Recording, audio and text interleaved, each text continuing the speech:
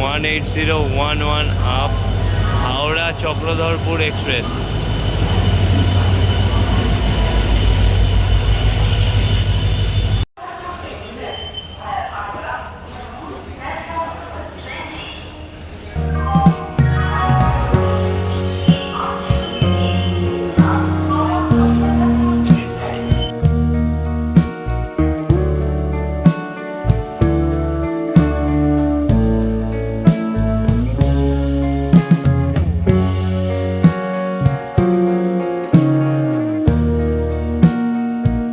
Best train বলতে আমার ব্যক্তিগত মতামত চক্রধরপুর এক্সপ্রেস, রাত্রির 12:05। আর যদি আপনারা সকালবেলায় বিষ্ণুপুর এর উদ্দেশ্যে যেতে চান তাহলে সাঁতরাগাছি থেকে ধরতে পারেন রূপসী বাংলা বা আরণ্যক এক্সপ্রেস।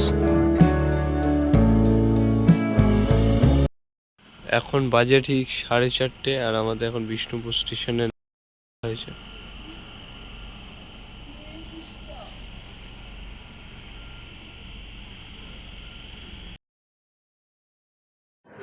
আনুমানিক 1600 খ্রিস্টাব্দে এই রাসমঞ্চটি নির্মাণ করেন মল্ল রাজা বীর হাম্বির। একসময় রাস উৎসবে জনসাধারণের দর্শনের জন্য আনা হতো শহরের যাবতীয় রাধাকৃষ্ণ বিগ্রহ। মন্দিরটির চূড়াটি পিরামিড আকৃতির এবং এটি ল্যাটেরাইট পাথর দ্বারা নির্মিত।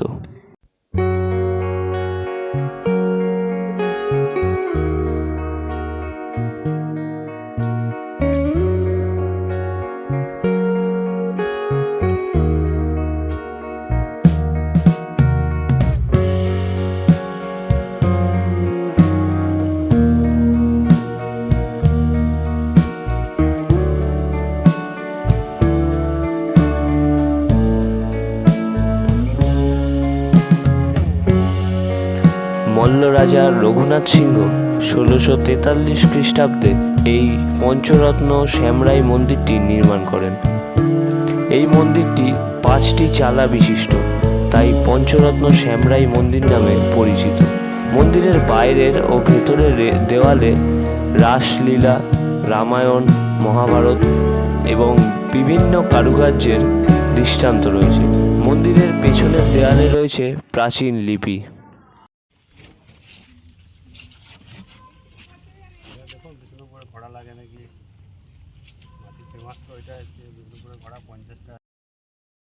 জোরবাংলা মন্দির কেষ্টরাই মন্দির নামে পরিচিত। এটি বিষ্ণুপুর শহরের টেরাকোটা মন্দিরগুলির অন্যতম নিদর্শন। মল্ল রাজা রঘুনাথ সিংহ 1655 খ্রিস্টাব্দে নির্মাণ করেন। মন্দিরটি দোচালা শৈলীতে নির্মিত।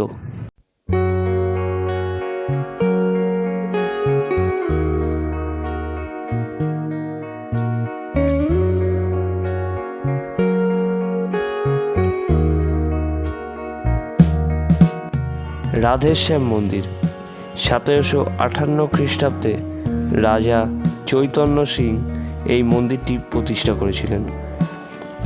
একমাত্র এই মন্দিরে রাধাকৃষ্ণের মূর্তি এখনও নিয়মিত পূজিত হয়। মন্দিরের দেওয়ালগুলিতে রামায়ণ, বিষ্ণু এবং রাধাকৃষ্ণের বহুল আবর্তিত মূর্তি দ্বারা অলঙ্কারিত করা হয়েছে।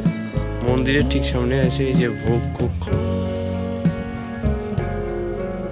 তার সামনে তুলসী মঞ্চ।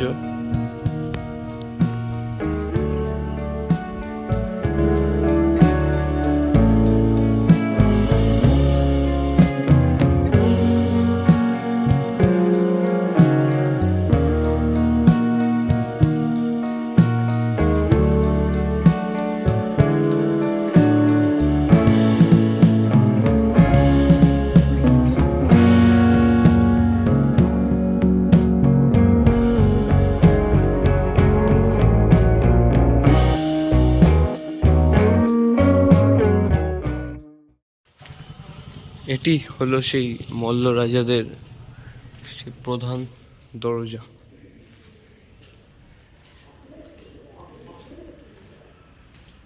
রক্ষণাবেক্ষণের অভাবে এরমভাবে নষ্ট হচ্ছে।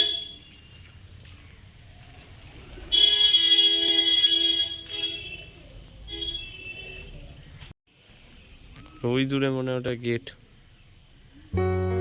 বিভিন্ন পোড়ামাটির মন্দিরের পাশাপাশি রয়েছে একটি কামান। আজ থেকে 350 বছর আগে সনাতন কর্মকার এই কামানটি নির্মাণ করেন। বর্গী হামলা রুখতে এই কামান ব্যবহার হয়েছিল। স্থানীয় লোককথা অনুযায়ী শ্রীকৃষ্ণ নাকি মদনমোহন রূপে বর্গী হামলা আটকাতে নিজে এই কামান চালিয়েছিলেন। আজ তাহলে এই পর্যন্তই। পরবর্তী ভিডিওতে রয়েছে আমাদের বাঁকুড়া ভ্রমণের কিছু মুহূর্ত। মন্দিরের ওপর থেকে ভিউটা ঠিক কিছুটা এরকম। লাইক, শেয়ার, সাবস্ক্রাইব করে আমাদের পাশে থাকুন। দেখা হচ্ছে নেক্সট ভিডিওতে।